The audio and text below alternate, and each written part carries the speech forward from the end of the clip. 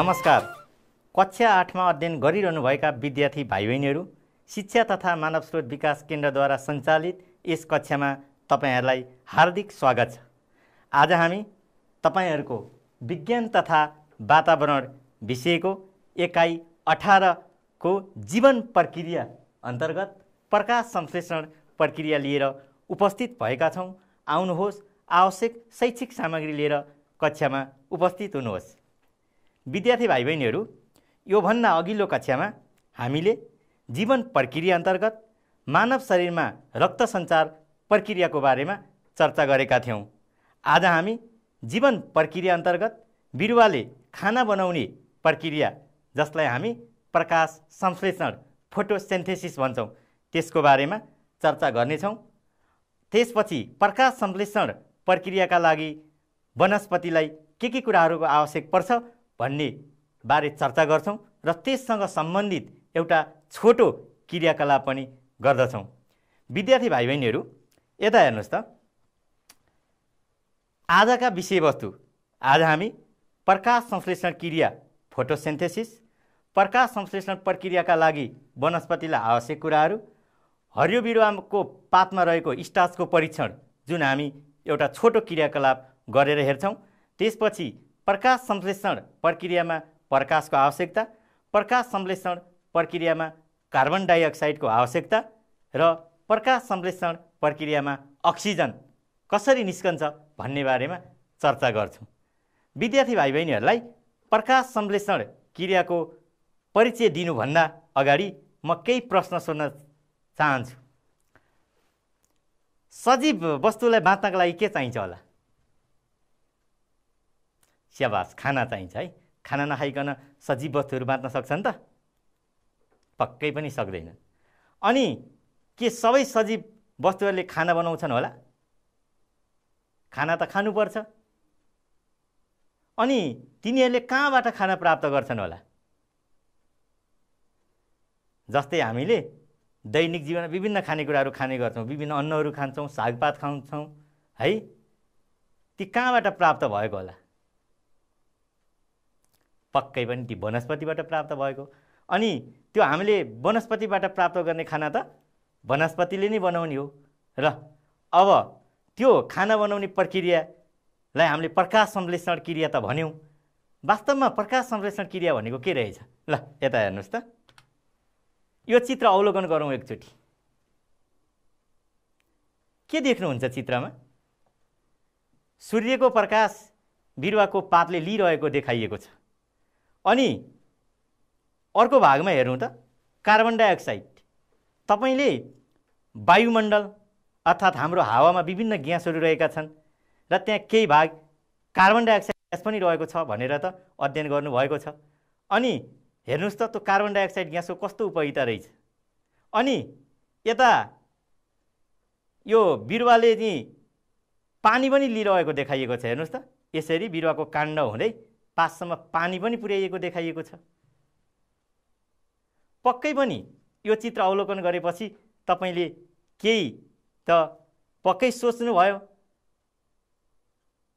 यो चित्रमा बिरुवाको पातले सूर्यको प्रकाश, कार्बन डाइअक्साइड, जराबाट पानी लिँदो रहेछ। यो लिएर पक्कै पनि के गर्छ होला? यहाँ तल हेर्नुस् त, CO2 भनेको कार्बन डाइअक्साइड ग्यास हो। कार्बन डाइअक्साइडको सूत्र हो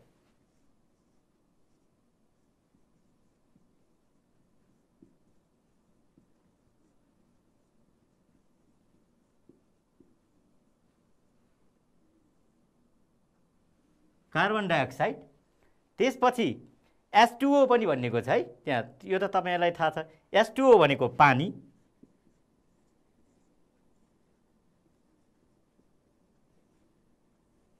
अनि प्लस शक्ति। सूर्यबाट के प्राप्त हुन्छ होला? पक्कै पनि शक्ति प्राप्त हुन्छ।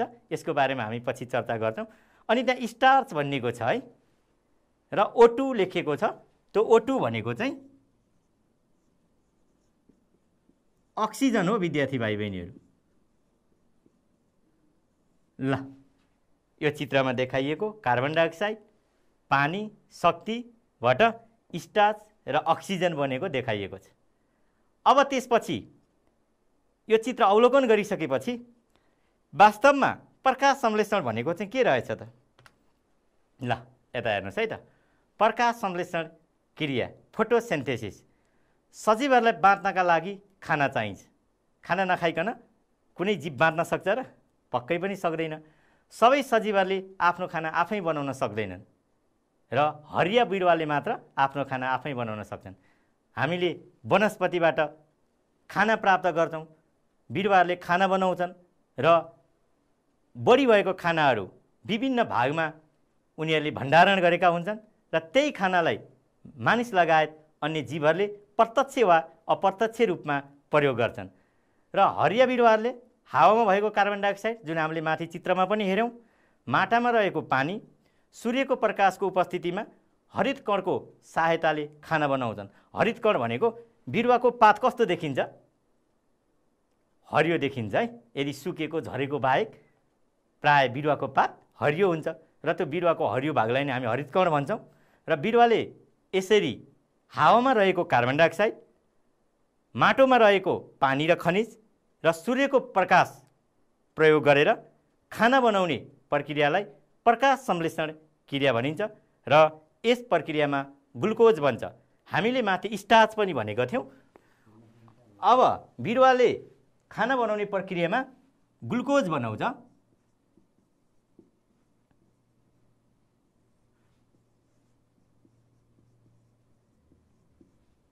र ग्लुकोजमा कार्बोहाइड्रेट पाइन्छ। हामीले खानामा कार्बोहाइड्रेट पाइन्छ, शक्ति पाइन्छ भनेर पढेका छौँ नि। हो, ग्लुकोजमा पनि कार्बोहाइड्रेट पाइन्छ। हेर्नुहोस् त, कार्बन डाइअक्साइड प्लस पानी र त्यसपछि गएर सूर्यको प्रकाश भयो भने ग्लुकोज र अक्सिजन निस्किँदो रहेछ। यसको अर्थ के बुझ्नुभयो? बिरुवाले खाना बनाउँदा अक्सिजन ग्यास फाल्छ। फेरि श्वास प्रश्वास गर्दा त अक्सिजनै लिन्छ है विद्यार्थी भाइ बहिनीहरू। हरेक सजीवलाई श्वास प्रश्वास प्रक्रियाको लागि अक्सिजन ग्यास नै चाहिन्छ। बिरुवाले खाना बनाउँदा मात्रै कार्बन डाइअक्साइड लिने हो र कार्बन डाइअक्साइड लिएको बेलामा अक्सिजन फाल्छ। र यसलाई सूत्रबद्ध गरिएको छ, जहाँ कार्बन डाइअक्साइडको सूत्र CO2 हुन्छ, पानीको सूत्र H2O हो र त्यसपछि गएर ग्लुकोजको सूत्र हुन्छ C6H12O6। यसमा कार्बन र हाइड्रोजनको मात्रा बढी हुन्छ, C6H12O6। यो ग्लुकोजको सूत्र भयो। र प्रकाश संश्लेषणका लागि बिरुवाले जराद्वारा जमिनको पानी र पातमा रहेको छिद्र, हामीले पातको पछाडि हेऱ्यौँ भने त्यसमा ससाना छिद्रहरू हुन्छन्, जसलाई हामी स्टोमाटा पनि भनिन्छ। पातको पछाडि रहेका ससाना छिद्रहरूलाई स्टोमाटा भनिन्छ र त्यही स्टोमाटाबाट वायुमण्डलमा भएको कार्बन डाइअक्साइड चाहिँ बिरुवाको पातमा जान्छ र यस प्रक्रियामा बनेको अक्सिजन बिरुवाले हावामा फाल्छ। अर्थात् प्रकाश संश्लेषण क्रियामा उत्पादन भएको अक्सिजनलाई बिरुवाले हावामा फाल्छ र त्यही अक्सिजनलाई हरेक सजीवले श्वास प्रश्वास अर्थात् सास फेर्नको लागि प्राणवायुको रूपमा प्रयोग गर्छ। बुझ्नुभयो है? प्रकाश संश्लेषण भनेको हावामा रहेको कार्बन डाइअक्साइड, माटोमा रहेको पानी र खनिज र सूर्यको प्रकाशको उपस्थितिमा हरिया बिरुवाले खाना बनाउने प्रक्रियालाई प्रकाश संश्लेषण भनिन्छ। यस प्रक्रियामा ग्लुकोज, जहाँ कार्बोहाइड्रेट पाइन्छ, त्यसको सूत्र C6H12O6 हुन्छ र ग्लुकोजसँगै अक्सिजन पनि निस्कन्छ र अक्सिजन बिरुवाले हावामा फालेपछि त्यसलाई हरेक सजीवले श्वास प्रश्वास प्रक्रियाको लागि प्रयोग गर्छन्। अब कार्बन प्रकाश संश्लेषण क्रिया भइसकेपछि अब यो प्रकाश संश्लेषण क्रियाको लागि आवश्यक पर्ने कुराहरू हामीले चर्चा नै गऱ्यौँ।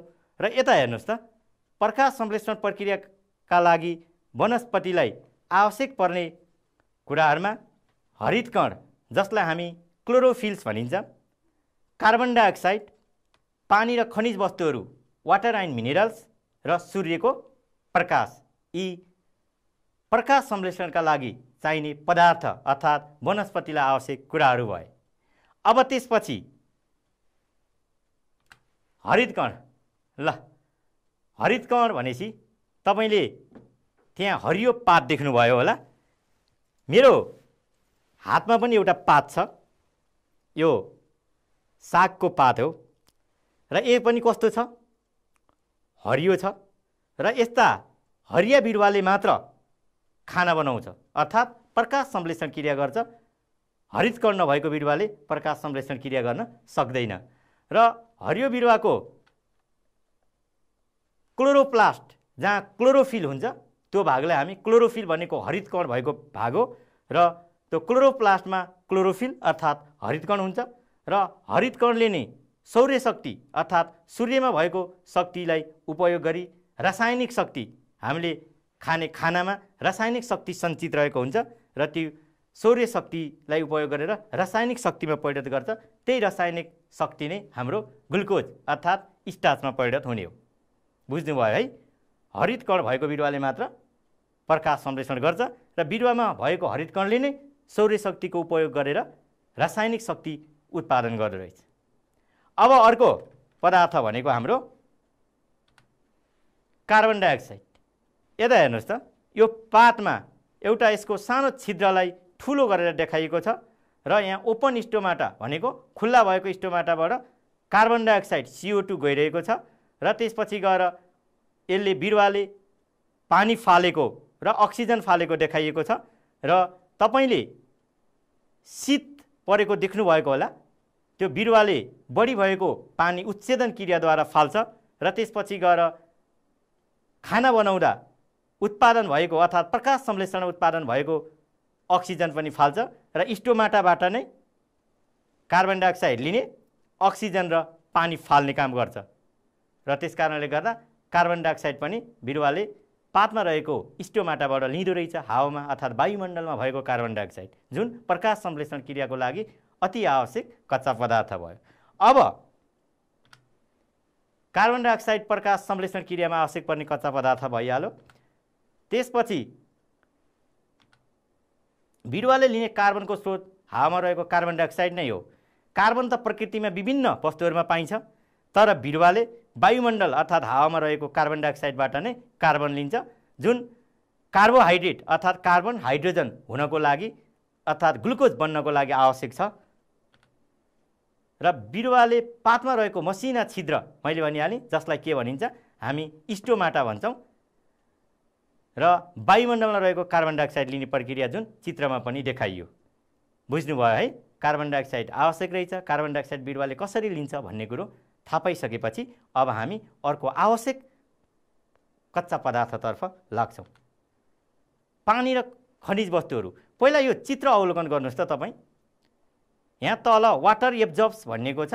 यो रुट बिरुवाको जराले पानी सोच्छ जमिनमा रहेको र यो काण्ड हुँदै यसरी पातमा चाहिँ पानी पुर्याएको छ र यो पानीसँगै बिरुवालाई आवश्यक पर्ने खनिज पदार्थहरू माटोमा मिलेर रहेका हुन्छन्, जुन विभिन्न वस्तुहरू सडे गलेर हामीले मलहरू प्रयोग गरेका हुन्छौँ। तिनीहरू चाहिँ जराकै माध्यमबाट बिरुवाको पातसम्म पुग्छ र पानी प्रकाश संश्लेषण प्रक्रियाको अर्को महत्त्वपूर्ण कच्चा पदार्थ हो र पानीमा भएको हाइड्रोजनले पानीको सूत्र विद्यार्थी भाइ बहिनीहरूलाई मैले भनेको थिएँ H2O, जहाँ हाइड्रोजन र अक्सिजन हुन्छ र त्यसमा भएको हाइड्रोजनले नै कार्बन डाइअक्साइडसँग मिली कार्बोहाइड्रेट बनाउँछ। कार्बन र हाइड्रोजन मिलेर कार्बोहाइड्रेट बन्छ। त्यो कार्बोहाइड्रेट भनेको ग्लुकोज भनेर पढेका थियौँ नि, हो त्यो ग्लुकोजमा पनि कार्बोहाइड्रेट पाइन्छ र बिरुवाले जराद्वारा जमिनको पानी सोच्छ र काण्ड हुँदै पातमा पुर्याउँछ र बिरुवामा प्रोटिनयुक्त पदार्थहरू बन्न आवश्यक पर्ने खनिज पदार्थ पनि पानीसँगै जमिनबाट नै बिरुवाले लिन्छ, जुन आवश्यक खनिज पदार्थहरू माटोमा मिलेर रहेका हुन्छन्। बुझ्नुभयो है त? पानी र खनिज पदार्थहरू जुन बिरुवाले जमिनबाट जराले सोचेर काण्ड हुँदै पातमा पुर्याउने रहेछ।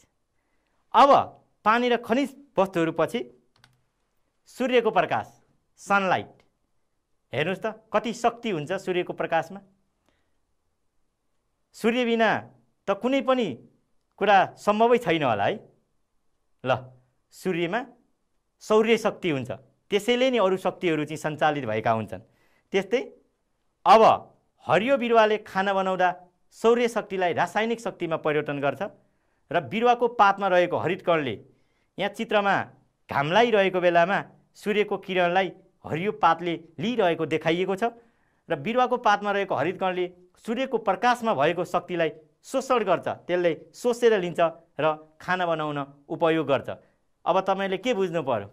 रातको समयमा बिरुवाले खाना बनाउला त?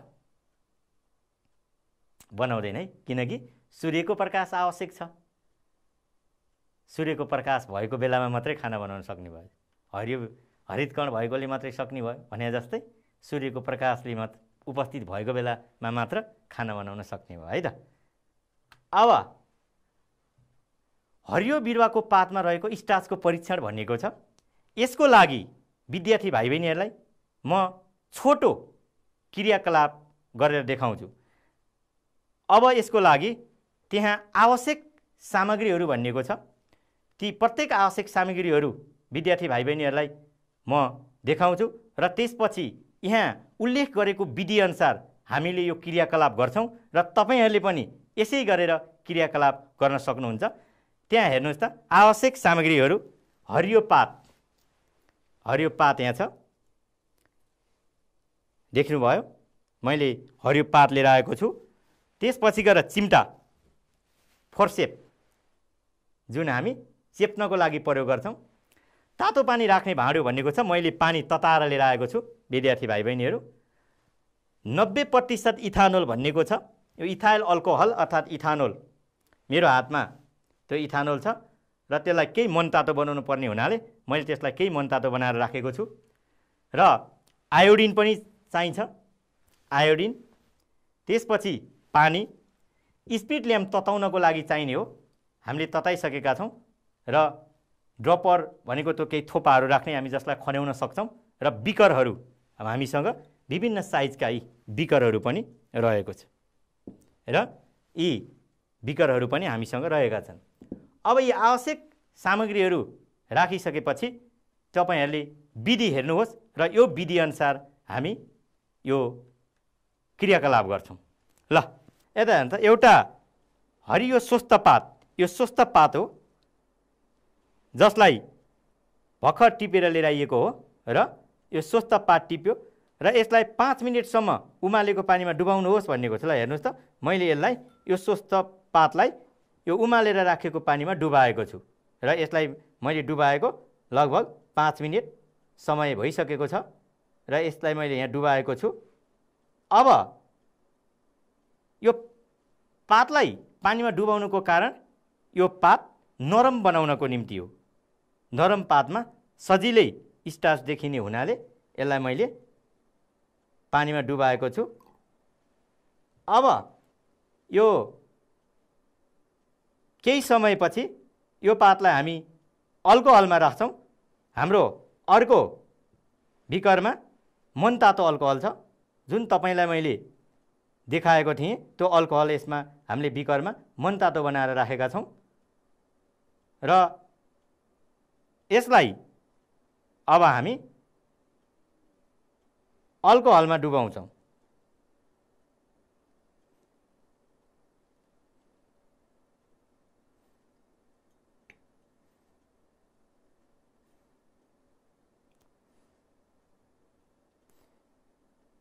तपाईले पनि यही विधि अनुसार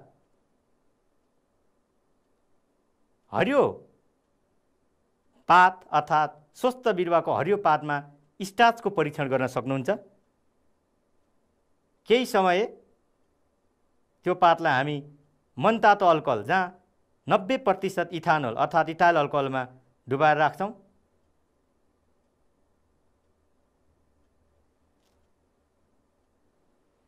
हामीलाई एउटा रिकापीमा आयोडिनको घोल पनि चाहिन्छ। त्यसकारणले गर्दा हामी एउटा बिकरमा आयोडिन राखिराख्छौं। मैले एउटा बिकरमा आयोडिन राख्दैछु विद्यार्थी भाइ बहिनीहरू।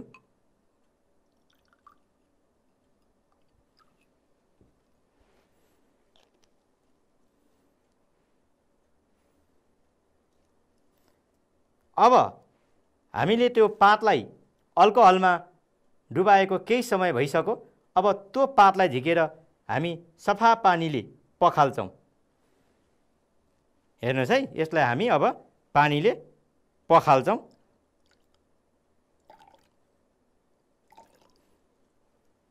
यो सफा पानीले त्यो अल्कोहलमा राखेको पातलाई मैले पखालेँ, जुन देखिहाल्नुभयो। र अब रिकापी भनेको ठाउँमा मैले सानो एउटा बिकर प्रयोग गरेको छु र अब त्यो बिकरमा भएको आयोडिनको घोलमा म त्यो पातलाई डुबाउँछु है त।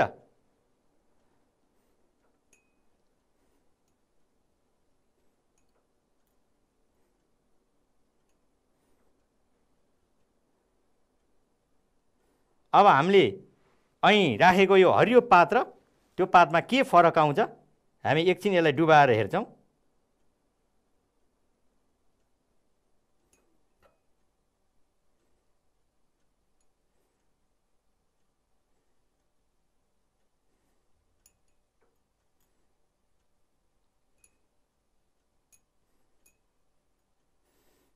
तपाईले अवलोकन गरिरहन सक्नुहुन्छ। अहिले हामी यो पातको रङमा के परिवर्तन आउँछ त्यो हेर्छौँ।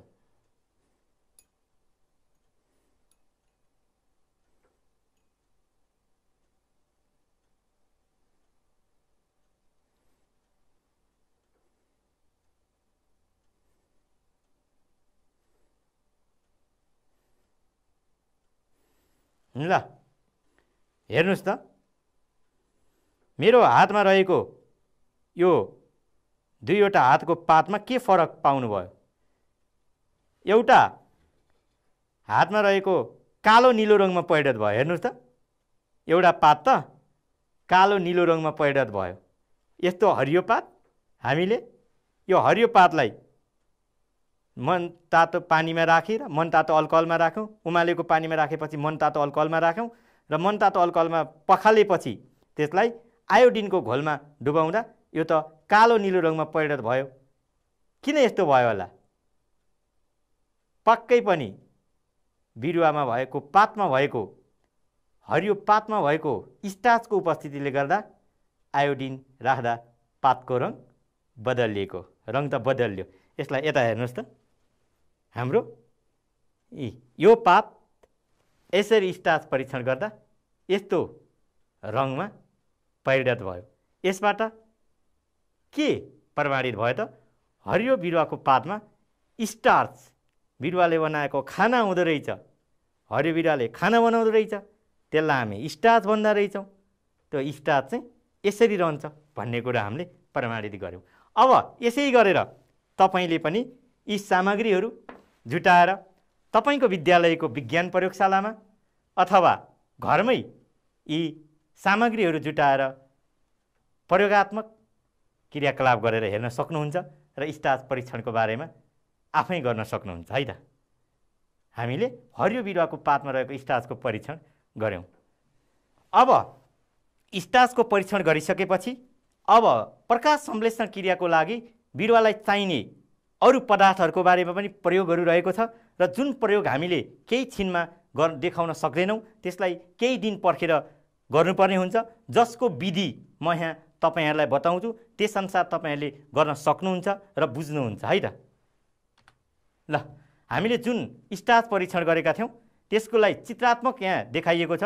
पहिला हामीले हरियो पात लियौँ, त्यसलाई तातो पानीमा डुबायौँ, तातो पानीलाई मनतातो अल्कोहलमा राख्यौँ र मनतातो अल्कोहललाई पखाल्यौँ र आयोडिनको घोलमा डुबायौँ, जसबाट हरित कण भएको हरियो बिरुवामा रहेको स्टार्च कालो नीलो रङमा परिणत भयो। त्यसबाट हरित कण भएको हरियो बिरुवामा अर्थात् हरित कणमा स्टार्च हुन्छ भनेर हामीले प्रमाणित गऱ्यौँ। अब त्यसपछि प्रकाश संश्लेषण प्रक्रियामा प्रकाशको पनि आवश्यकता पर्छ। हामीले प्रकाश संश्लेषणका लागि आवश्यक कुराहरूमा प्रकाश लिइरहेको खाना बनाउँदा देखायौँ। अब यो पनि प्रयोग गरेर गर्न सकिन्छ, तर यसलाई केही दिनको अन्तरालमा गर्ने हुनाले तत्कालै यसलाई प्रयोग गरेर देखाउन सकिँदैन र यसको विधिहरू र यसका लागि आवश्यक पर्ने सामग्रीहरूको बारेमा यहाँ चर्चा गरिन्छ, जसअनुसार तपाईँले गर्न सक्नुहुनेछ। आवश्यक सामग्रीहरूमा गमलासहितको बिरुवा, कालो कागजमा चिम्टा, तातो पानी राख्ने भाँडो, बिकर, 90% इथानोल जुन हामीले स्टार्च परीक्षणमा पनि गरेका थियौँ, आयोडिन, रिकापी, पानी, स्पिड ल्याम्प, ड्रपर आदिको आवश्यकता पर्छ। र यसका लागि एउटा गमलासहितको बिरुवा अर्थात् हरियो बिरुवालाई 2 दिनसम्म अँध्यारो कोठामा राखिन्छ। अँध्यारो कोठामा राख्नको अर्थ त्यसमा प्रकाशको आवश्यकता देखाउनको निम्ति हो र त्यस बिरुवाको पात टिपेर हामीले माथि क्रियाकलापमा जस्तै स्टार्च परीक्षण गर्छौँ र त्यसपछि पातको रङ स्टार्च परीक्षण गर्दा त्यहाँ स्टार्च छ भने कालो नीलो रङमा परिणत हुन्छ, स्टार्च छैन भने हुँदैन।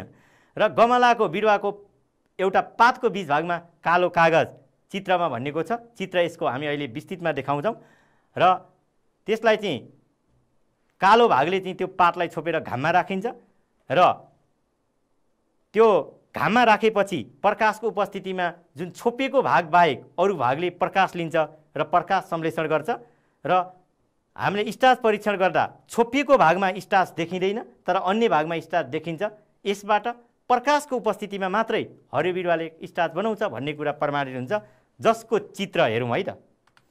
ल हेर्नुहोस् त, यो सूर्यको प्रकाश बिरुवालाई हामीले अँधेरो कोठामा राख्यौँ र त्यसपछि एउटा बिरुवालाई यसरी कालो उसले छोपेर घाममा राख्यौँ र जहाँ यो भागमा घाम परेको छैन र पछि हामीले स्टार्च परीक्षण गर्दाखेरि जुन भागमा घाम परेको छैन त्यो भागमा स्टार्च भएन। स्टार्च नभएको भाग हामीले ब्राउन खैरो देख्यौँ र त्यसपछि जुन भागमा स्टार्च छ त्यो कालो नीलो ब्लू ब्ल्याकमा परिणत भयो। जुन हामीले स्टार्च परीक्षणमा जुन क्रियाकलाप गऱ्यौँ त्यही क्रियाकलाप हो, मात्र यसको लागि बिरुवालाई 1-2 दिन अँधेरो कोठामा राख्न पर्यो र त्यसपछि घाममा लाँदा बिरुवाको एउटा पातको केही भागलाई छोप्न पर्यो र जुन छोपिएको भागमा स्टार्च परीक्षण गर्दा स्टार्च देखिँदैन। यसबाट के प्रमाणित हुन्छ भने बिरुवालाई खाना बनाउन सूर्यको प्रकाशको आवश्यकता पर्दो रहेछ भन्ने थाहा हुन्छ, जुन तपाईँले यहाँ बताइएको विधिअनुसार गरेर हेर्न सक्नुहुन्छ। अब प्रकाश संश्लेषण प्रक्रियामा कार्बन डाइअक्साइड नि त आवश्यकता पर्छ नि है। यसको लागि पनि हामीलाई बिरुवा त चाहिने नै भयो। त्यसपछि प्लास्टिकको झोला, सानो डोरी, कास्टिक पोटास जसलाई हामी हाम्रो रसायन विज्ञानमा पोटासियम हाइड्रोक्साइड पनि भनिन्छ। अब यी सामग्रीहरू लिएपछि हामीले प्रकाशको आवश्यकतामा जस्तै गमलासहितको बिरुवालाई अँधेरो ठाउँमा 2 दिन राख्छौँ। त्यसपछि प्लास्टिकको झोलामा पोटासियम हाइड्रोक्साइड जसलाई कास्टिक पोटास भनिन्छ त्यो राखेर गमलाको एउटा पातलाई अहिले तलको चित्रमा देखाए जस्तै गरी झोलाभित्र राखिन्छ र प्लास्टिकको झोलाभित्र हावा छिर्न दिनु हुँदैन, किनभने हावा छिर्यो भने त हावामा कार्बन डाइअक्साइड हुन्छ अनि कार्बन डाइअक्साइड छिरेपछि त त्यो त्यहाँ प्लास्टिक राम्ररी बाँधिएको छैन भने त त्यसबाट छिरेको कार्बन डाइअक्साइड त बिरुवाले लिइहाल्छ। जहाँ कि बिरुवाले कार्बन डाइअक्साइड नलियोस् भन्नको निम्ति भित्र त्यसलाई प्लास्टिकमा राखेर बाँधिएको हो। अब केही घन्टापछि त्यो झोलाभित्रको पात र बिरुवाको अर्को पात टिपेर स्टार्च परीक्षण गरिन्छ। जस्तै झोलाभित्र रहेको पातमा स्टार्च पाइँदैन तर झोला बाहिर रहेको पातमा चाहिँ स्टार्च पाइन्छ। अनि योबाट के प्रमाणित हुन्छ त हरियो पातले स्टार्च बनाउन कार्बन डाइअक्साइडको आवश्यकता पर्छ भन्ने कुरा प्रमाणित हुन्छ। अब तपाईलाई यहाँ एउटा कुरा सोध्छु म, त्यो कास्टिक पोटास अर्थात् पोटासियम हाइड्रोक्साइड किन राखिएको होला त्यो प्लास्टिकको झोलाभित्र? पक्कै पनि हाम्रो पातमा भएको स्टोमाटाले पहिले नै केही मात्रामा कार्बन डाइअक्साइड ग्यास त लिएको हुन्छ नि वायुमण्डलबाट। हो, त्यो कार्बन डाइअक्साइडलाई कास्टिक पोटासले सोसेर लिगिदिन्छ र त्यो बिरुवामा भएको कार्बन डाइअक्साइड पनि त्यहाँ नरहोस्, त्यसले सोसेर लियोस् भन्नको निम्ति त्यो बिरुवालाई चाहिँ प्लास्टिकभित्र राखेर बाँधिएको पातमा चाहिँ कास्टिक सोडा हालिएको हो। यसको चित्र हेर्नुहोस् त। ल हामीले यो गमलाको बिरुवालाई 1-2 दिन अँधेरो कोठामा राख्यौँ र त्यसपछि एउटा पातलाई यसरी यसलाई प्लास्टिकको झोला अथवा बोतलभित्र राखेर बाँध्दा पनि हुन्छ र त्यहाँ हामीले केओएच भनेको पोटासियम हाइड्रोक्साइड राख्यौँ र बिरुवाको आधा भाग यता छ र आधा भाग यसरी भित्र छ।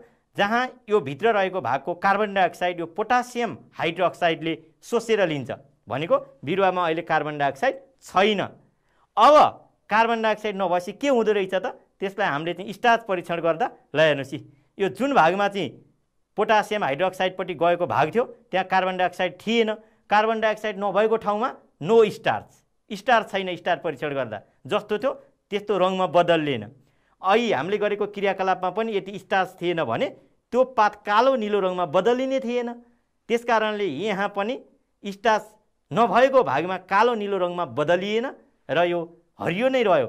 जहाँ स्टार्च छ त्यो भागमा यसरी कालो नीलो परिणत भयो। योबाट के प्रमाणित भयो त? जहाँ कार्बन डाइअक्साइड हुन्छ त्यहाँ मात्र प्रकाश संश्लेषण हुन्छ। बुझ्नुभयो है? ल अब हामीले बिरुवालाई चाहिने कार्बन डाइअक्साइडको नि कुरा गऱ्यौँ, प्रकाशको आवश्यकताको नि कुरा गऱ्यौँ। अब हामीले बिरुवाले खाना बनाउँदा अक्सिजन ग्यास फाल्छ भनेर पनि भनेका छौँ नि है। ल हेर्नुहोस्, यसलाई हामीले प्रकाश संश्लेषण प्रक्रियामा अक्सिजन भनेर राखेका छौँ।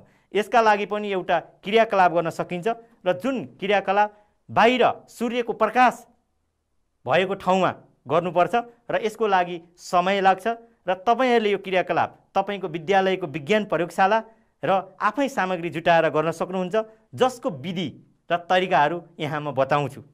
आवश्यक सामग्री हामीलाई बिकर चाहियो, परीक्षण नली जसलाई टेस्ट ट्युब पनि भनिन्छ, काँचको फनेल अर्थात् सोली चाहियो, पानीमा उम्रने बिरुवा हाइड्रिला लेउ पनि तपाईँले प्रयोग गर्न सक्नुहुन्छ, पानी र यो स्टेन, यसलाई चाहिँ अहिले चित्रमा म देखाउँछु, त्यसरी अड्याउनु पर्नको लागि हामीलाई स्टेन चाहिन्छ।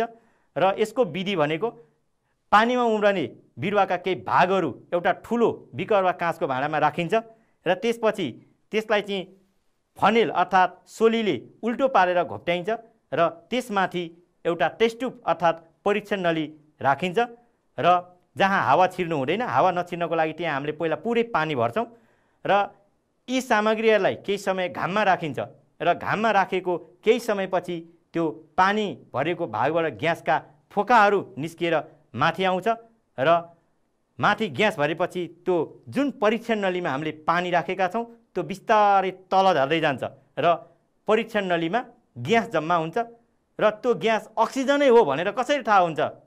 तपाईँहरूलाई थाहा छ? हावा नभएको ठाउँमा आगो बल्छ? पक्कै बल्दैन। किन होला? हावामा अक्सिजन ग्यास हुन्छ, अक्सिजनले आगोलाई बल्न मद्दत गर्छ। त्यसकारणले गर्दा त्यो हाम्रो टेस्ट ट्युब अर्थात् परीक्षण नलीमा भरिएको ग्यास अक्सिजन हो होइन भनेर परीक्षण गर्नको लागि बलिरहेको सलाइको काँटीलाई त्यो टेस्ट ट्युब नजिक रह्यो भने त्यो चहकिलो बल्छ। यी सबै प्रक्रियाको लागि चित्र हेरौँ, अझै प्रष्ट हुन्छ। ल, प्रकाश संश्लेषण प्रक्रियामा अक्सिजन हामीले भनेका थियौँ एउटा बिकर अथवा ठुलो काँचको भाँडामा पानीमा उम्रने बिरुवा ल्याउँ, त्यसको लागि हाइड्रिला लिन नि सकिन्छ, लेउ पनि लिन सकिन्छ भनेको छु मैले।